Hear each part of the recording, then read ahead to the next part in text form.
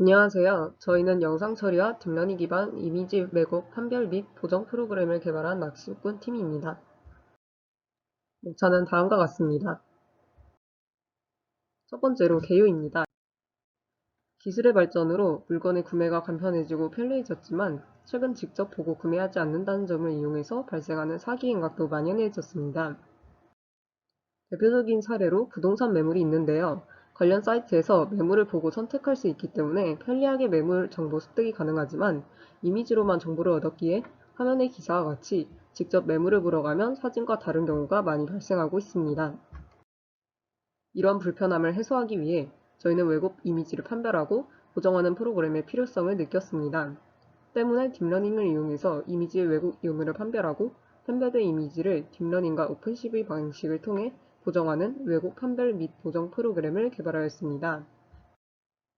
제안하는 프로그램의 동작은 다음과 같습니다. 먼저 이미지를 입력하면 관광 렌즈로 인해 발생한 왜곡을 판별합니다.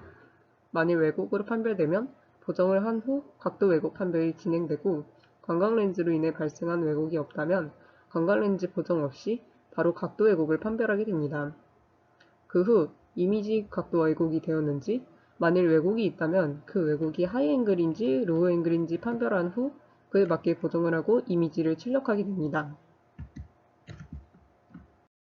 다음으로 설계 과정입니다. 먼저 사진이 찍으면 생기는 이미지는 2차원입니다. 그러나 실제로 우리가 살아가는 세상은 3차원이기 때문에 이미지를 찍을 때의 카메라의 위치와 방향에 의해 실제 세상의 3차원 점들이 결정됩니다.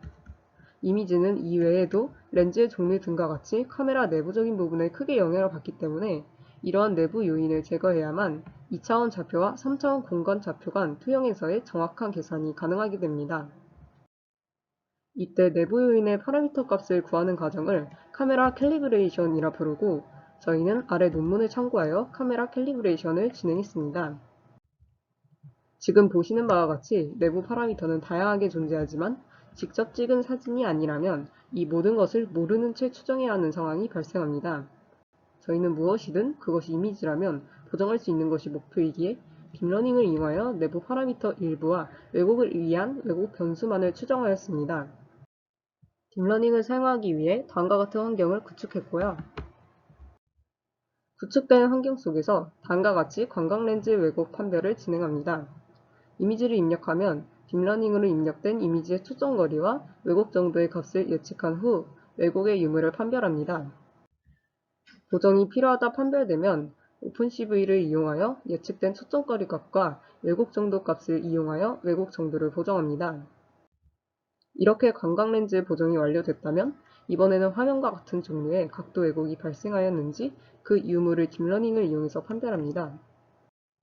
만일 이미지가 하이앵글로 판별됐다면 오픈CV로 위쪽의 폭을 조정하는 방법을 사용하여 보정을 합니다. 반대로 로우앵글로 판별되면 아래쪽의 폭을 조정하여 보정하고 최종적으로 보정이 완료된 이미지가 출력됩니다. 다음은 구현입니다. 자세한 관광 렌즈 왜곡 판별 및 보정 과정은 다음과 같습니다. 인셉션 V3 모델로 학습된 가중치를 이용하여 초점거리와 왜곡 정도를 예측한 후 예측된 값들을 이미지의 내부 파라미터로 적용하여 아래 수식을 중심으로 관광 렌즈 왜곡을 보정합니다.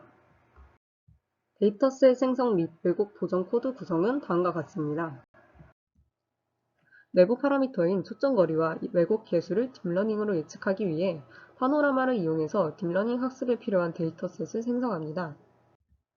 전체적인 생성 과정은 다음과 같고 첫 번째로 파노라마 이미지에 카메라를 투영시킨 후 이를 구형으로 투영시킵니다. 표에 있는 구가 바로 구에 투영시킨 실제 파노라마 사진입니다. 왜곡 정도가 심해질수록 구에 투영되는 이미지와 그 아래에 위치한 각 구에 따라 왜곡된 이미지 모두 둥글게 변해가는 모습을 볼 수 있습니다. 이후 x, y, z축 값을 적용하여 구를 아래 그래프처럼 회전시켜서 이미지에 투영시킬 부분을 방의 중심으로 위치시킵니다. 카테시안 좌표를 구면 좌표로 변하는 값을 이용하여 회전한 구면의 이미지를 파노라마 이미지로 변환합니다. 앞서 구면을 이용하여 구한 값을 입력된 이미지에 양선한 분원법을 적용한 후 매핑하여 이미지를 출력합니다. 양선형 보안법의 수식은 다음과 같으며 사진과 같이 양선형 보안법의 수식을 코드로 변환하여 석영하였습니다. 이러한 방식으로 대략 70만 개의 데이터셋을 생성한 후 로지스틱 회기를 사용하여 학습을 진행합니다. 초점거리와 왜곡 정도를 각각 47개와 61개의 연속된 범주로 나눈 다음 로지스틱 회기에 적용시킴으로써 이 중 더 가능성이 높은 범주로 분류됩니다. 초점거리와 왜곡 정도에 따라 보시는 바와 같은 차이점이 존재하며 두 변수 모두 일정한 단위로 증가하는 범주를 지니고 있습니다. 인셉션 V3 모델을 이용하여 다음과 같이 학습하였는데요. 러닝레이트는 10의 -6제곱으로 설정하였으며 최적화 함수로는 아담을, 손실함수와 평가지수 함수로는 로그 코사인 함수를 사용하였습니다. 여기서 특별히 인셉션 V3 모델을 사용한 이유가 있는데요. 기존 딥러닝 모델은 정확도 향상을 위해 모델 크기를 키우면 연산량과 학습 시간이 늘어나는 문제점을 가지고 있습니다. 그에 반해 인셉션 V3는 컨볼루션 분해 기법을 활용하여 모델 크기를 키워도 연산량을 최소화하도록 구현되었습니다. 모델의 학습이 완료되면 저장된 가중치로 새로운 이미지에 대한 초점거리와 왜곡 정도를 수행합니다. 아래처럼 새로운 이미지를 넣으면 학습으로 형성된 초점거리, 왜곡 변수 클래스 중 입력 이미지와 가장 근접한 클래스에 각각 매칭되어 예측값이 출력되는 것을 확인할 수 있습니다. 이제 두 내부 파라미터를 알아냈으니 다음과 같은 과정으로 보정이 들어갑니다. 입력된 이미지를 투영하면 2D였던 이미지를 3D 구면 좌표로 변환하고 이후 왜곡된 이미지를 재투영합니다. 재투영이 완료되면 앞서 구면을 이용하여 구한 값을 입력된 이미지의 양선형 보호법을 적용 및 매핑한 결과로 왜곡이 보정된 이미지가 출력됩니다.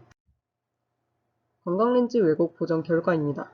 왼쪽의 관광렌즈 왜곡된 이미지가 오른쪽의 이미지처럼 보정이 되는 것을 확인할 수 있습니다. 다음은 각도 왜곡의 판별 및 보정인데요. 각도 왜곡을 판별하기 위해 화면과 같은 구조의 CNN 모델을 사용했습니다. 합성곡 레이어와 플링 레이어를 여러 겹 쌓는 형태로 구성하고 이러한 구성으로 이미지들을 분류하는 단계를 거칩니다.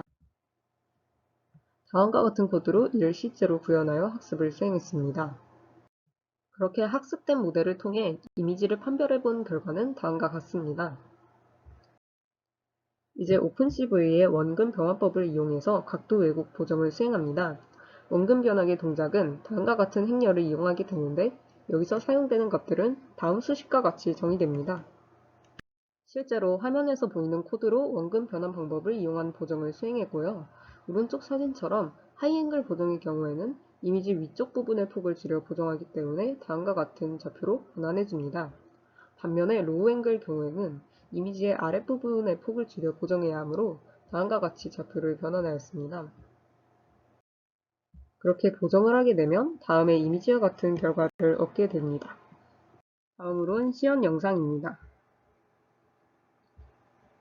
지금 보시는 것은 관광렌즈 왜곡이 없고 아이레벨 이미지의 경우입니다. 이렇게 이미지를 입력하면 아래와 같이 보정을 확인하실 수 있습니다. 다음으로는 관광렌즈 왜곡이 있고 하이앵글 이미지일 경우입니다. 네, 이번 경우에도 잘 보정된 것을 확인하실 수 있습니다. 다음으로는 관광렌즈 왜곡이 있고 로우앵글 이미지일 경우인데요.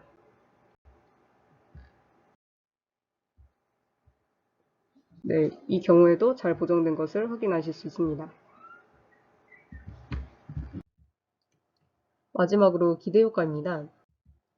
시각적으로 판단하기 어려운 이미지 왜곡을 보다 정확하게 판단 가능하게 되어 2D 이미지만으로 왜곡 전 실제 모습을 확인하실 수 있습니다.